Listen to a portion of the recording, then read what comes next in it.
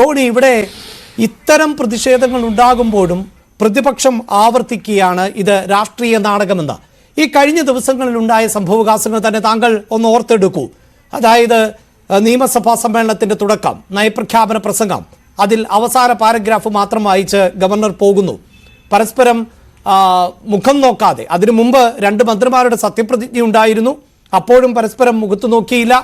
ചായ സൽക്കാരത്തിൽ പങ്കെടുത്തില്ല. കഴിഞ്ഞ ദിവസമാകട്ടെ റിപ്പബ്ലിക് ദിന പരേഡ്, അന്ന് ഇരുവരും മുഖത്തോട് മുഖം നോക്കാതെയിരിക്കുന്നു. ഗവർണറുടെ അറ്റ് ഹോം പരിപാടിയിൽ പങ്കെടുക്കാതെയിരിക്കുന്നു. അതിനൊക്കെ അപ്പുറത്ത് ഇടതുപക്ഷ സംഘടനകളുടെ പട്ടികയിൽ വരുന്ന SFI തുടർച്ചയായി ഗവർണർക്കെതിരെ പ്രതിഷേധം അഴിച്ചുവിടുന്നു. അപ്പോഴും ആവർത്തിക്കുകയാണ് കോൺഗ്രസ് ഇത് അഡ്ജസ്റ്റ്മെന്റ് ആണ്, നാടകമാണ് എന്ന്. എങ്ങനെ സാധിക്കുന്നു അതിന് കോൺഗ്രസിന്? തീർച്ചയായിട്ടും അഭിലാഷിനോട് ചോദിച്ച ചോദ്യത്തിന് മറുപടി പറഞ്ഞതിന് മുമ്പ് ശ്രീ ഹസൻ മുബാരക്ക് നടത്തിയ ചില പരാമർശങ്ങൾ അത് എന്നെ വല്ലാണ്ട് അത്ഭുതപ്പെടുത്തുകയാണ്. ജനാധിപത്യപരമായ പ്രതിഷേധങ്ങളെ കുറിച്ചും സമരങ്ങളെ കുറിച്ചും ഒക്കെ വലിയ ആവേശത്തോടുകൂടി ശ്രീ ഹസൻ മുബാരക്ക് സംസാരിക്കുന്നത് കേട്ടു. അപ്പോൾ ഏതാനും ആഴ്ചകൾക്ക് മുമ്പ് ഇവിടെ KSU യൂത്ത് കോൺഗ്രസ് ഒക്കെ നടത്തിയ, ഇന്ന് SFI നടത്തുന്ന പോലെയുള്ള സമാന സ്വഭാവത്തിലുള്ള സമരങ്ങളെ എങ്ങനെയാണ് ഇവിടുത്തെ പോലീസും ഒക്കെ അടിച്ചമർത്തിയത് എന്നത് ഈ നാട്ടിലെ ജനങ്ങൾ കാണുന്നുണ്ട്. എങ്ങനെയാണ് ആ സമരങ്ങളെ മുഖ്യമന്ത്രിയുടെ ഗൺമാൻ ഉൾപ്പെടെ അല്ലെങ്കിൽ ഞാൻ ആ ഒരു അദ്ദേഹം നടത്തിയ പരാമർശം, ഇത് ഒരു സാമാന്യ നീതി. SFIക്ക് പിന്നെ മർദ്ദനം കേൾക്കുമ്പോൾ മാത്രം പ്രതിഷേധങ്ങൾ അല്ലെങ്കിൽ ആവേശത്തോടെ സംസാരിക്കുന്നു. ഇതര യുവജന പ്രസ്ഥാനങ്ങൾ, വിദ്യാർത്ഥി SFI പോലെ തന്നെയുള്ള ഒരു യുവജന വിദ്യാർത്ഥി പ്രസ്ഥാനമാണ് KSU. അപ്പം KSUവിലെ സമരഭടന്മാരെയും ഇതുപോലെയൊക്കെ രൂക്ഷമായിട്ട് അടിച്ചമർത്തിയപ്പോൾ സമാന സ്വഭാവമുള്ള പ്രതികരണങ്ങൾ എന്ന് മാത്രം ഞാൻ സൂചിപ്പിച്ചുകൊണ്ട് എന്നോട് ചോദിച്ച ചോദ്യത്തിലേക്ക് കടന്നുകൊള്ളട്ടെ. ഇത് വളരെ കൃത്യമായി തന്നെ ഒരു അസംബന്ധ നാടകം. എന്തുകൊണ്ടാണ് ഈ ഗവർണറും മുഖ്യമന്ത്രിയും തമ്മിലുള്ള പോരിൽ ഞങ്ങൾ വലിയൊരു ആവേശം കാണിക്കാത്തത് എന്നത് ചോദിച്ചു കഴിഞ്ഞാൽ, കാരണം ഇതിൻ്റെ അകത്ത് ഞങ്ങൾ സംശയിക്കുന്ന ചില കാര്യങ്ങൾ ഓരോ ദിവസം കഴിയും തോറും അത് കൃത്യമായി തന്നെ ഇത് എക്സ്പോസ് ചെയ്യപ്പെട്ടുകൊണ്ടിരിക്കുക.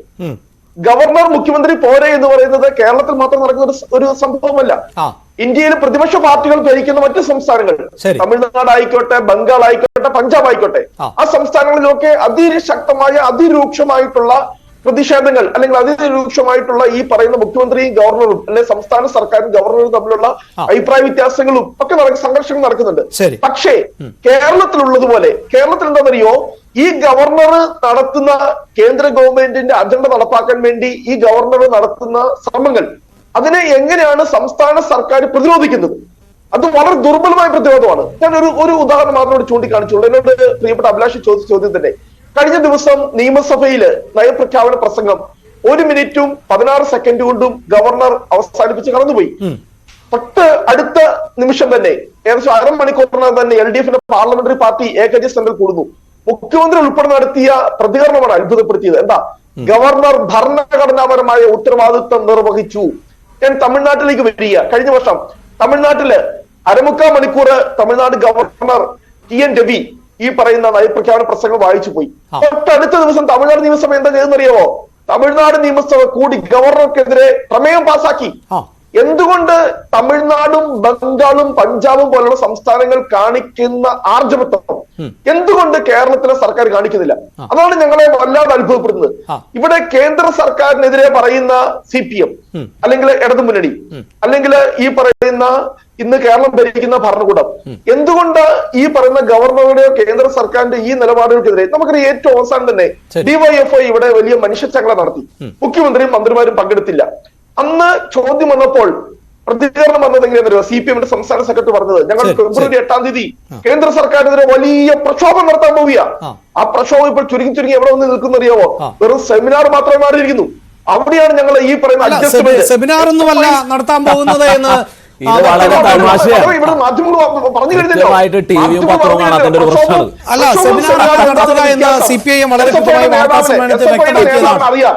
SFIയുടെ നേതാവിന് അറിയാം ഒരു സെമിനാറും പ്രക്ഷോഭവും തമ്മിലുള്ള വ്യത്യാസം എന്താണെന്ന്. അദ്ദേഹം താങ്കൾ പറയുന്നത് പോലെ സെമിനാർ ആയിക്കൊള്ളട്ടെ. ആ സെമിനാർ നടത്താൻ കേരളത്തിന്റെ സർക്കാർ തയ്യാറാകുന്നുണ്ടല്ലോ.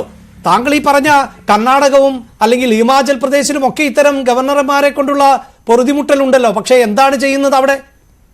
എന്ത് പ്രത്യക്ഷ പ്രതിഷേധമാണ് വളരെ കൃത്യമായി തമിഴ്നാടും പഞ്ചാബും ഉൾപ്പെടെയുള്ള ഈ പറയുന്ന സംസ്ഥാന സർക്കാരുകൾ സുപ്രീം കോടതിയെ സമീപിച്ചിട്ടുണ്ട്. സുപ്രീം കോടതിയെ സമീപിച്ച ജഡ്ജ്മെന്റ് അതിനകത്ത് ഞാൻ ചോദിക്കട്ടെ, കേരള സർക്കാർ എന്താ ചെയ്യുന്നറിയോ? കേരള സർക്കാർ അവസാനം പോയി പേരിന് വേണ്ടി ആ കേസിൽ കക്ഷി തരികയാണ് ചെയ്തത്. ആ കേസിൽ ആദ്യം തന്നെ ഇനിഷ്യേറ്റീവ് എടുത്തു പോയത് ഇന്ത്യയിലെ മറ്റു സംസ്ഥാനങ്ങളാണ്.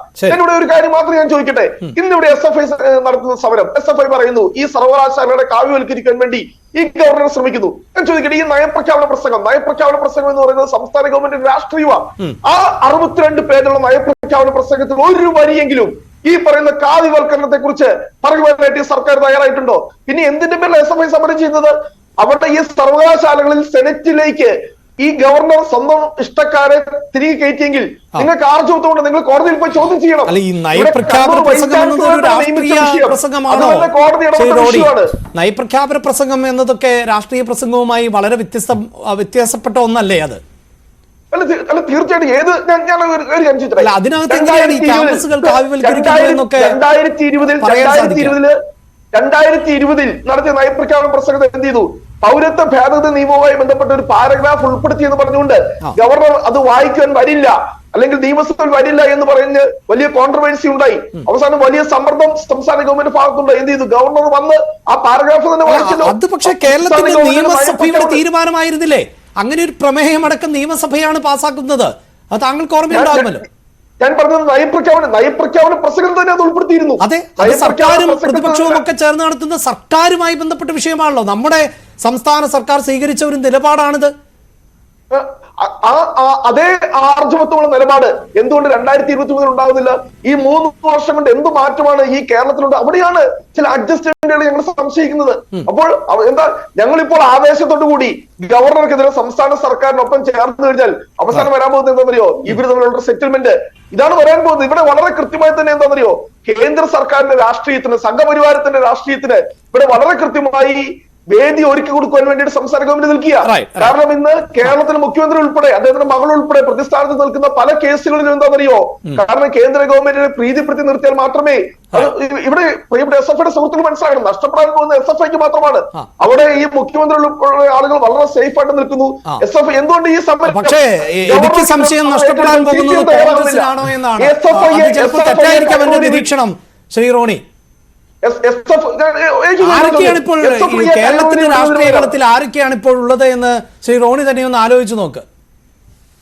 കാരണം ഞങ്ങൾ ഈ അന്തർധാര BJP, കാരണം ഇതൊക്കെ വളരെ ശബരിമല സമരത്തിന്റെ സമയത്ത് തന്നെ BJPയുടെ സംസ്ഥാന പ്രസിഡന്റ് ശ്രീധരൻപിള്ളയുടെ പ്രസംഗം അന്ന് പുറത്തു വന്നിരുന്നു. അദ്ദേഹം പറഞ്ഞതറിയോ?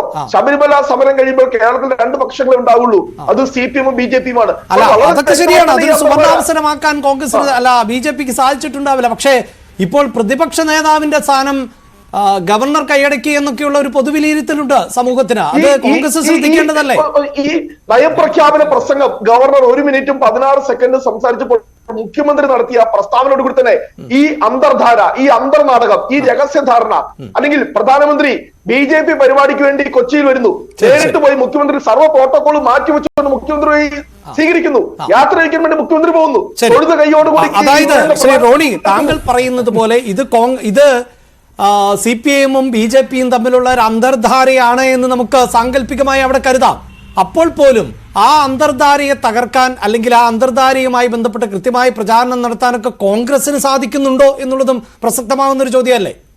കാരണം വളരെ വ്യക്തമായി തന്നെ ഞങ്ങൾ ഇത് കൃത്യമായി ഞങ്ങളുടെ നിലപാട് ഞങ്ങൾ ജനങ്ങളുടെ സമക്ഷം എത്തിക്കുന്നുണ്ട്, കേരളത്തിലെ ജനങ്ങളുടെ സമക്ഷം. കാരണം ഇത് എന്ന് പറയുന്ന ഒരു അന്തർധാരയാണ്, ഒരു നാടകമാണ് എന്നൊക്കെ ജനങ്ങൾ വളരെ കൃത്യമായി മനസ്സിലാക്കുന്നുണ്ട്. ശരി, എന്തായാലും ആ ആത്മവിശ്വാസം വളരെ നല്ലതാണ്. ശ്രീ